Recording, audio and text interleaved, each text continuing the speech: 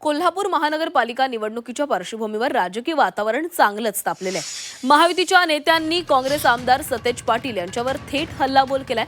महापालिकेत सलग 2 टर्म काँग्रेसची सत्ता असताना सतेज पाटील यांनी विकासाऐवजी स्वतःचा फायदा करून घेतल्याचा आरोप महायुतीच्या नेत्यांकडून करण्यात आला। त्यामुळे ही निवडणूक आता पक्षीय न राहता वैयक्तिक आरोप प्रत्यारोपांच्या पातळीवर आलेली आहे। इतके वर्ष काय झोपा काढत होता काय?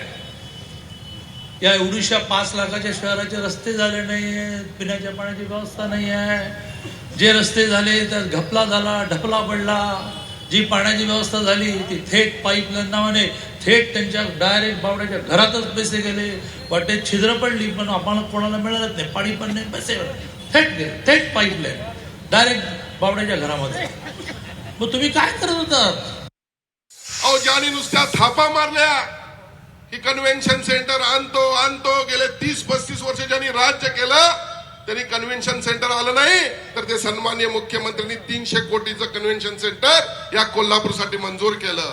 ज्यांनी डीपी 1998 साली मंजूर केला त्यामध्ये कच्च्या पच्च्यांसाठी आपल्या काही बघितलं नाही, मूलभूत सोयीसुविधा आपल्याला दिल्या नाही, फक्त आपल्या स्वतःचा फायदा त्यांनी बघितला। आपलं कॉलेज कसं वाढेल बघितलं, आपलं हॉस्पिटल कसं वाढेल बघितलं, आपलं हॉटेल कसं चांगलं होईल बघितलं, महानगरपालिकेच्या जागा कशा ढापायच्या एवढं बघितलं। पण बांधवानो, माझी आपल्याला नम्र विनंती आहे बंधू भगिनींनो की फक्त एकदा महायुतीच्या हातामध्ये सत्ता द्या।